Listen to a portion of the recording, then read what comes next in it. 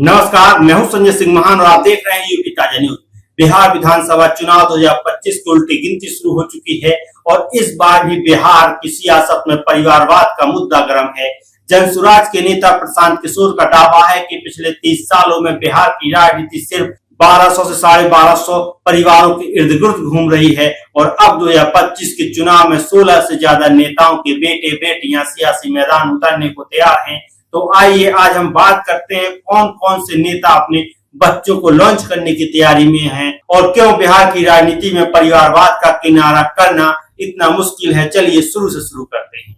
तो सबसे पहले बात करते हैं उन नेताओं की जो अपने बेटे बेटियों को इस बार विधानसभा चुनाव में लॉन्च करने की तैयारी में। ये है वो चेहरे जो बिहार की सियासत में पहले से ही बड़े नाम हैं और अब अपनी विरासत को अगली पीढ़ी को सौंपना चाहते हैं। आइए पूरी लिस्ट देखते हैं। बात करते हैं आनंद मोहन की जो जेडीयू के हैं। पूर्व सांसद और बाहुबली नेता आनंद मोहन अपने बेटे अंशुमान को चुनावी मैदान में उतारने की तैयारी में है। उनकी पत्नी लवली आनंद शिवहर से सांसद है और बड़ा बेटा चेतन आनंद पहले ही शिवहर से आरजेडी के टिकट से विधायक हैं जो अब जेडीयू में है। चर्चा है कि अंशुमान किसी सीट से जेडीयू के टिकट पर चुनाव लड़ सकते हैं।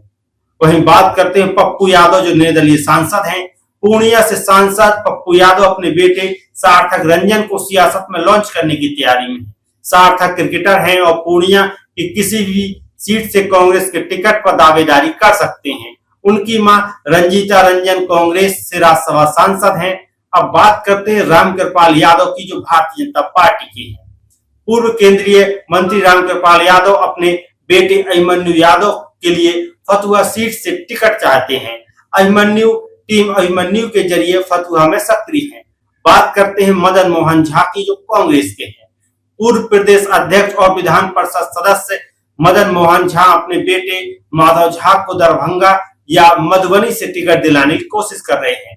वहीं बात करें जगदानंद सिंह की जो आरजेडी के हैं। आरजेडी के बड़े नेता जगदानंद सिंह के छोटे बेटे अजीत सिंह रामगढ़ सीट से फिर से चुनाव लड़ सकते हैं। बड़े बेटे सुधाकर सिंह बक्सर से सांसद हैं। वहीं बात करें शहाबुद्दीन की जो आरजेडी के हैं। दिवंगत बाहुबली नेता शहाबुद्दीन के बेटे ओसामा साहब रघुनाथपुर से आरजेडी के टिकट पर चुनाव लड़ने की तैयारी में है। उनकी मां हिना साहब आरजेडी के अल्पसंख्यक प्रकोष्ठ की राष्ट्रीय उपाध्यक्ष है। वहीं बात करें अश्विनी चौबे की जो भारतीय जनता पार्टी के पूर्व केंद्रीय मंत्री अश्विनी चौबे अपने बेटे अरिजीत शाश्वत के लिए भागलपुर से टिकट की दावेदारी कर रहे हैं। वरिष्ठ नारायण सिंह जो जेडीयू के, उनकी बात करें जेडीयू के पूर्व प्रदेश अध्यक्ष वरिष्ठ नारायण सिंह के बेटे सोनू सिंह शाहबाज से की किसी सीट पर चुनाव लड़ सकते हैं। वहीं नंद किशोर यादव जो भारतीय जनता पार्टी के हैं, उसकी बात करें तो बिहार विधानसभा अध्यक्ष नंद किशोर यादव अपने बेटे नितिन कुमार को पटना साहिब से टिकट दिलाने की कोशिश में है। वहीं बात करें अशोक राम की जो जेडीयू के हैं। पूर्व कांग्रेस नेता अशोक राम अपने बेटे अतिरेक के लिए समस्तीपुर से टिकट चाहते हैं। वहीं बात करें अखिलेश प्रसाद सिंह की जो कांग्रेस के राज्यसभा सांसद अखिलेश सिंह अपने बेटे आकाश सिंह को महाराजगंज या किसी अन्य सीट से फिर से उतार सकते हैं। हरिनारायण सिंह जो जेडीयू की, उनकी बात करें तो पूर्व शिक्षा मंत्री हरिनारायण सिंह अपने बेटे अनिल कुमार को चुनावी मैदान में उतारना चाहते हैं। अवधेश नारायण सिंह जो भारतीय जनता पार्टी के विधान परिषद सभापति अवधेश नारायण सिंह अपने बेटे आनंद रमन को भोजपुर से टिकट दिलाने की कोशिश में है। आर के सिन्हा जो भारतीय जनता पार्टी के हैं। सीनियर नेता आर के सिन्हा अपने बेटे ऋतुराज को पटना की किसी सीट पर उतारना चाहते हैं। लालमुनि चौबे जो जनसुराज के हैं। पूर्व सांसद लालमुनि चौबे के बेटे हेमंत चौबे जनसुराज से चैनपुर सीट से दावेदारी कर रहे हैं। अब सवाल ये है, ये सारी सेटिंग कैसे हो रही है? सूत्रों के मुताबिक भारतीय जनता पार्टी और कांग्रेस के कई सीनियर नेता अपने बच्चों को टिकट दिलाने के लिए दिल्ली में जोर शोर से लॉबिंग कर रहे हैं। भारतीय जनता पार्टी में नंद किशोर यादव, अश्विनी चौबे और आर के सिन्हा जैसे नेता पार्टी हाईकमान से बात कर रहे हैं। वहीं कांग्रेस के मदन मोहन झा और अखिलेश सिंह जैसे नेता दिल्ली में अपनी पैठ का इस्तेमाल कर रहे हैं। लेकिन सवाल यह कि आखिर पार्टियां परिवारवाद से किनारा क्यों नहीं कर पा रही हैं? परिवारवाद का मुद्दा बिहार में हमेशा के लिए चर्चा का विषय बना रहा है।